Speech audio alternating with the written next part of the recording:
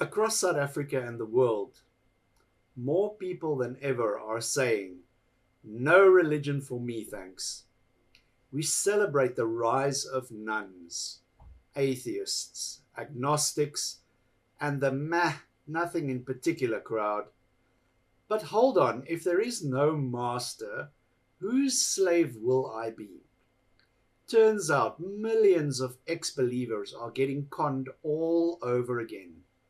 Welcome to the age where you can abandon the church, mosque, or temple and still get taken for a ride by crystal healers, WhatsApp prophets, and TikTok energy gurus.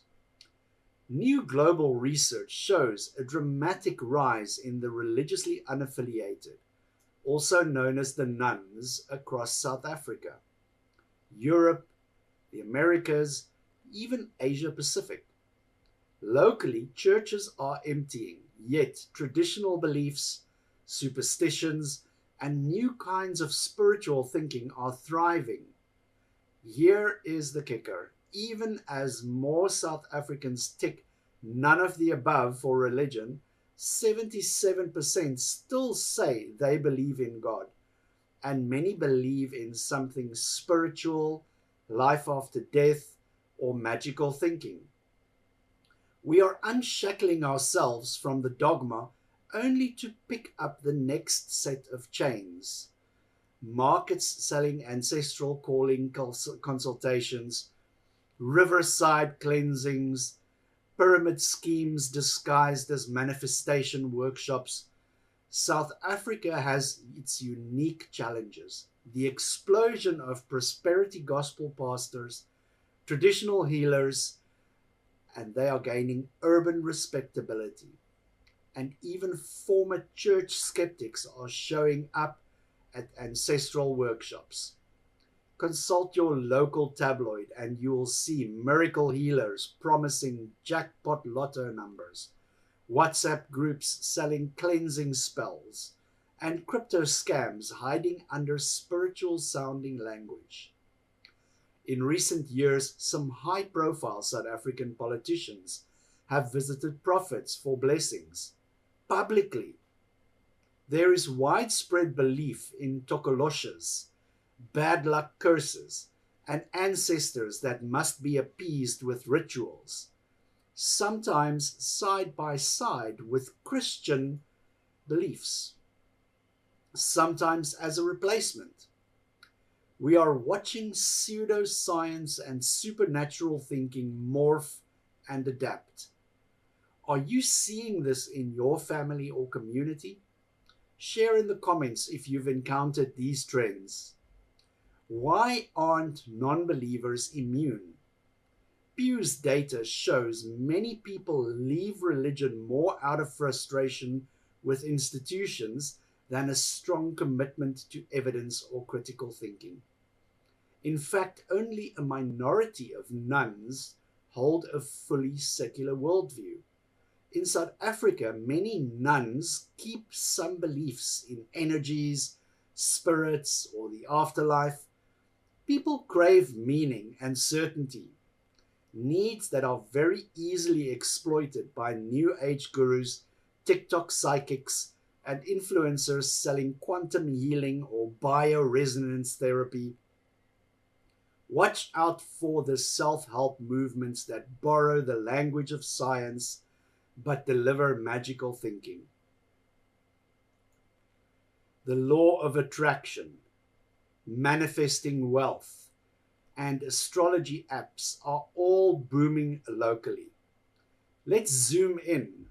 The case of the doom pastor who sprayed insecticide into congregants' faces, claiming divine protection, or the numerous pyramid schemes that regularly sweep through communities dressed up as empowerment or financial healing. Even online pseudo-medical natural remedies go viral fast. Think of these miracle COVID cures and herbal concoctions shared on Facebook. A recent South African survey found high willingness to pay for traditional healing for everything from business trouble to health scares. Often these practices go unchallenged, even amongst those who declare themselves atheists. What's going on? It's a reminder.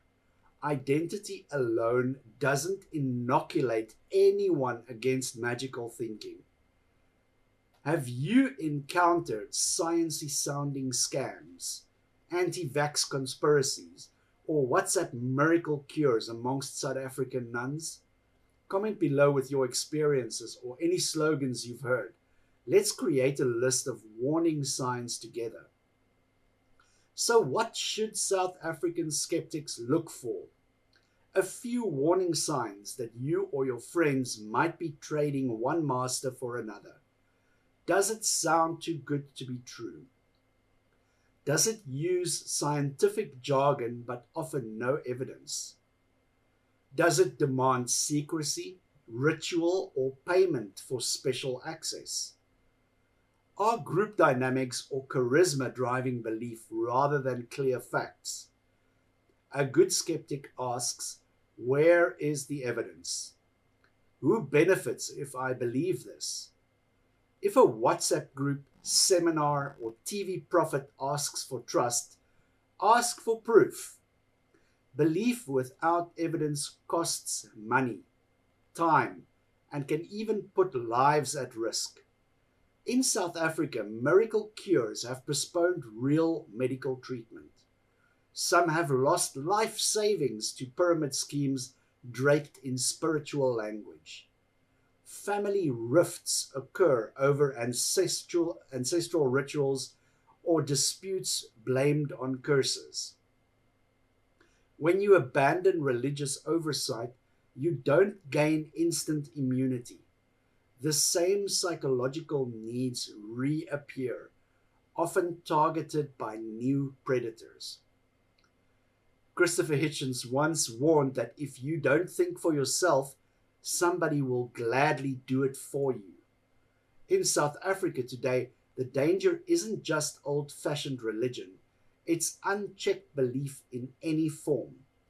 Whether it is QAnon-style conspiracies, miracle WhatsApps, or the latest New Age craze, the challenge is to keep sharpening skepticism. Let's make this an interactive thread. Have you personally debunked a local scam, a New Age practice, or a miracle claim? What critical thinking questions do you wish more South Africans would ask? Drop them below in the comments. If you've got family members caught up in spiritual scams, what worked or didn't when confronting these beliefs? As always, like, subscribe, and hit the bell button if you think we need louder voices for skepticism in South Africa. Share this video with your friends who have left religion but now seem to be falling into new traps, because true freedom means questioning all masters, old and new. Question everything, test every claim, demand evidence.